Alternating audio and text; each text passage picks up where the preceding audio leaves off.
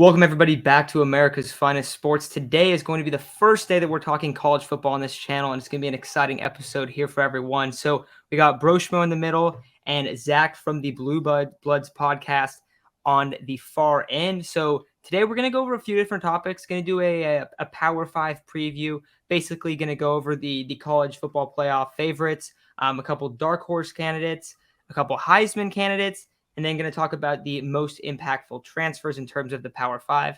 Now, after that, we'll get a little bit more specific into San Diego sports, and we'll be talking about not only San Diego State, but also the Mountain West Conference, and basically go over who we think is, going to win that conference and if San Diego State has a chance to do that. But without that said, let's get this going. So, first question for you guys: who, in your opinion, are the college football playoffs? And who are maybe the top, the top couple teams that you really, really think are going to be able to take it home this year? We can start with Broshmo, and then Zach will go after. We'll go to you after. No, I think everyone's three is going to be Georgia, Alabama, Ohio State, and it's like, okay, who's going to be that next team? And you got to imagine it's going to be one of the Power 5 conference winners. So whether it's someone out of the Big 12, Oklahoma seems to be the favorite there, or ACC, that's kind of up for grabs with Clemson, Wake Forest. So you got your top three, and then someone who may not be deserving. Yeah, I mean, I don't even know if it's the top three. I think when you really look at all the losses Georgia had, I mean, really and truly for me, I was joking with some people. I think it's Alabama. No one's even close. And then like Ohio State's kind of in the picture, and then everyone else is like on another planet. I mean, it's to me this unless something just out of the blue happens with somebody in the country, which we've seen happen. You look at the LSU team when Joe Burrow emerged, Cam Newton with Auburn, something like that is going to have to happen because when you look at a roster standpoint and returning talent, a team like Alabama who made it to the national championship to return the Heisman winning quarterback, to return most of the offensive line, to return a guy like Will Anderson, who I think was the unquestioned best defensive player in the country last year. I don't care what people say about Aiden Hutchinson.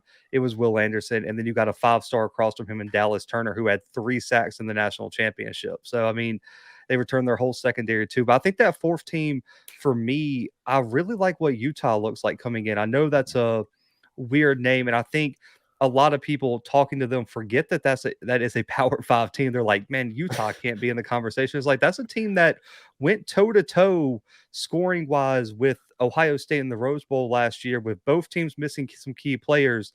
They returned the quarterback, they returned all their rushing production, they returned most of their wide receivers, their offensive line. The only loss they really had was at the linebacker spot.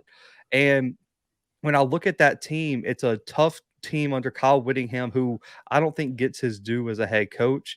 And when you look at the Pac-12, you have big questions at Oregon now that Christian Ball is left. We got quarterback question marks. We got question marks at all the skill positions. USC, I think, is about a year away under Lincoln Riley. We don't know how all those transfers are going to gel together. And when you look at that conference, I don't even know if there's a close fourth team that you really trust to go win that conference. UCLA has some talent coming in, but I don't think they're there yet. Colorado has some promising players, but to me, I think when I look at the ACC and the Big Ten, I just don't know, or the Big 12. The Big 12 to me has question marks too. Is Oklahoma going to be able to replace the 20 transfers that left with Lincoln Riley? And the ACC looks so competitive this year at the top. I wouldn't be surprised if the conference champion had 3 losses. Really and truly, especially if DJU doesn't come together like a lot of people think. So if I had to put money on it, I think it's Bama, Georgia, Ohio State, and Utah slides in there. And a dark horse to me is Baylor. I think Baylor is the favorite for me in the Big 12. That in Utah and Baylor are going to be competing for that 4th spot, but I trust Utah to kind of come out on top at the end of the day, because I think Baylor's that team, and they always seem to lose to like a Kansas State or a TCU unexpectedly, and that really could hurt them in terms of the playoff committee. Yeah, so I think that's interesting. I think it is pretty clear like who the top 3 teams are. Bama last year, I mean, They went up against Georgia, and we saw that they were banged up. So that kind of ultimately had a huge impact on the game. So you guys are talking about, something kind of crazy happened where one of those three teams is to get knocked out. I think it's kind of, I think you're right. It's kind of a race to see, okay, who can sneak into that 4th spot. I think, potentially in the ACC, even though you're talking about them losing a lot of games, if Clemson did look really good, they're definitely a team that could go in there and steal that spot. But if a team really emerges out of the Pac-12, then yeah, that's another team that could maybe take it, get in there. Do you guys think that there's any chance that Notre Dame makes a little bit of a run or anything like that? Or they're, I think Ohio State's really interesting, but Notre Dame potentially just because, they have a schedule where if they win a couple big games, they could definitely find themselves, they've only had one loss and they've beat these teams that are potentially top 10 teams in the country. So I feel like they maybe could get in there, but I think that you guys are definitely right where, there's a clear top 3 favorites in that spot. But in terms of that, any other teams? And then Broshmo, who would your dark horses be if you have any kind of out there? Well, he kind of brought up one with Baylor. I think they return a very good defense, even though they took some hits. That defensive line is still just very scary. I mean, I know Oklahoma did lose a lot of talent, but I think they will be better defensively this year. And Dylan Gabriel, he's been a very fine college quarterback, so I think that brings a little bit of, I want to say, consistency that they didn't have with like Spencer Rattler. And granted, Caleb Williams was very good down the stretch for them. But I like the idea of Utah. Like that Pac-12, I feel like it's going to be very open. I actually really like a lot of the things that Oregon did. I like the head coach hire. I think they kind of traded up. I'm a Hurricanes fan, so like you would think I love Cristobal. He's all right. But hey, if Bo Nix could somehow be consistent for once in his career, I think that Oregon team's going to be very dangerous. That's a big if. Coming from That's an Auburn grad, if. coming from an Auburn guy who has seen him live, I want to throw a real sleeper with you guys. I think when you look at college football, the way it's set up with Cincinnati kind of breaking through that barrier for Group of 5 teams, I want to throw a team at you guys that I think could. They're already ranked. BYU is a team to really, really watch. They become Power 5 next season. When you look at their schedule, they get Baylor, and they get Baylor at home. So if they pull that one off, that's a top 15 win. They got to go play Oregon and Eugene. That could be a top 25 win. They get Notre Dame in a neutral site in Las Vegas in the Raiders Stadium midseason. That could be a top 5 win potentially if they pull that off. And they get Arkansas coming to Utah. That could be a top 25 win as well. Plus a Liberty team who always flirts with the top 25 is another Group of 5 win. And if Boise State or Stanford, who's on that schedule as well, slides into that 20th spot, they could be coming into the argument with multiple top 25 wins in that Notre Dame game and that Baylor game. If they can come away with 2 top 10 wins and all chaos breaks out like we saw last year in that 4 through 8 range, don't sleep on BYU finding a way to sneak into this playoff conversation as we get into early November. That's an interesting one too. And you're talking about the schedule being a big impact. I mean, they're always a team that wins a lot, kind of always playing well. But I think, and that's a thing that matters so much too, is the strength of schedule in a lot of these cases. And that's why you have Georgia and Bama as 2 of the very clear top teams, because one, you see the talent, but also you're in the SEC, you're playing the top dogs all the time, so you kind of get a little bit of a boost for having that great schedule. But that is an interesting one. Now, Zach, you talked about it a little bit, but what do you guys kind of think about USC? I know you said that, there's a lot of transfers and stuff, but I see them as a potential dark horse just because the talent that they have offensively, bringing Lincoln Riley in, I think it's immense. Now, they have some big time question marks outside of the skill positions, but when you're looking at that Pac-12 spot, if they were to come out of the Pac-12, they easily could make it to the college football playoffs. Do you guys think it's a little bit too early for that? I know you didn't say it, but you kind of made it seem like you like what they're building up to. But what do you guys think about USC potentially?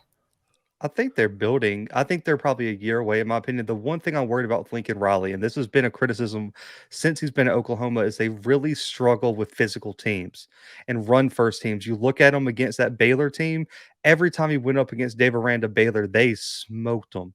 And he has I think, 4 of his top 5 worst offensive performances as the OC or head coach have been against Dave Aranda schemes. And I think that the reason that I believe in Utah over USC right now is Utah runs such a similar scheme. They're that team that's going to be physical at the line of scrimmage. They have linebackers who can make plays sideline to sideline, and they have 4 running backs like a Baylor team last year, and they're going to run it down your throat. And that high flying offense is not going to be as big of a factor. And so I'm just worried about how that's going to match up year one, because I think the one concern I think all three of us could have about USC is the offensive line. That's been something that has been bad for 3-4 years now. And so if they don't have a bona fide pass rusher on the D line and that offensive line isn't fortified, I don't care how good Caleb Williams is. He's not going to be good off his back. Yeah, I actually feel good about the offensive line for USC. Big reason but Andrew Voorhees came back is because he believes in this squad. He could have been very realistically been a day 2 pick in the 2022 draft. They also bring back their center and Brett was it Nealon? And they also bring in a couple of transfers there on the line. So I feel a little bit better. They also bring in a lot of talent via, transfers, your Jordan Addisons, your Mario Williams. But they also got some grad transfers. Like you have Shane Lee there on the defensive end, a Mekhi Blackman, who I think he was at Colorado just last year. So I feel like this is a team that can win now, but yeah, man, it's gonna take time for that all to gel together. Yeah, absolutely. And you look at a lot of football teams, not only college football, but NFL as well. And when you have a lot of changes, when there's not a lot of continuity from season to season, it does take a little bit to kind of get it going, get the systems in place. Now, having a coach come in with his quarterback is a huge plus for that. But I definitely think that you're going to see growing pains whenever a team is going through massive changes and roster overhaul like that. So the only other team I have in just this college playoff discussion would be Texas A&M as a potential team, maybe as a dark horse candidate. What are your thoughts on Texas A&M potentially sneaking in there? Yeah, it's so hard to put another SEC team above Bama and Georgia.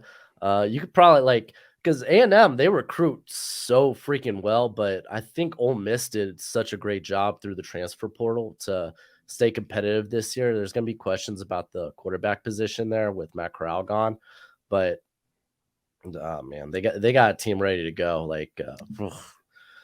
It's gonna be tough. It's gonna be tough to get sold on another SEC team, though. Yeah, I mean, I think you're looking at kind of what Ole Miss did potentially last year, where you're kind of sitting at 9-3. Like when you look at their schedule, I mean, they don't have an easy schedule either, because you look at they open the season with the FCS game, but it's the national champions from the spring and Sam Houston, who's going to be FBS next year. You get Appalachian State, who is, let's just be honest, they are the FBS the Power 5 killers when it comes to those out of conference games. And then you get Miami. And so you get 3 games where you're probably not going to be able to rest many people. And then Arkansas is no scrub. We saw what Arkansas did to them last season. And then that road trip to Alabama, October 8th, after you've already talked all that crap from last season, Alabama is going to come in fired up in Bryant-Denny, and we know what that stadium is going to be like. It's just going to be tough. And then on top of, they got LSU at Auburn, Florida, Ole Miss. And I mean, Mississippi State was not a bad team toward the end of last year either, returning Will Rogers, who I think is one of the best quarterbacks in college football. I don't see a lot of easy wins for A&M. And the one question I have for them is quarterback. Haynes King played well early, but he's coming off a major injury, and the offense was just never consistent under Jimbo Fisher. And as talented as the defense was, in big games, they really couldn't get crucial stops outside of that Alabama game. I mean, you look toward the end of the year, they lose to LSU, they lose to Arkansas. So they have to win those middle of the road games. So if you get to the end of the season, you're 11-1 with a close loss to Bama and Bryant-Denny, we can have a discussion about you potentially being there. But I have a tough time seeing them get to 10 wins this year with the schedule that they have. Yeah. Even Georgia and Bama don't even play each other this year. So it's yeah. Yeah, and that's definitely something too. And you look at the SEC and you look at how stacked it is. We talk about the top 3 teams there, but Arkansas, Kentucky, and Ole Miss are all in the top 25 in terms of the preseason rankings as well. So you have 6 teams from the SEC that are in the top 25. So that's going to be tough if you're not a Georgia or an Alabama to be able to make it in there. But interesting, just because there's a lot of talent there. So that's probably all I have for the college football playoff stuff.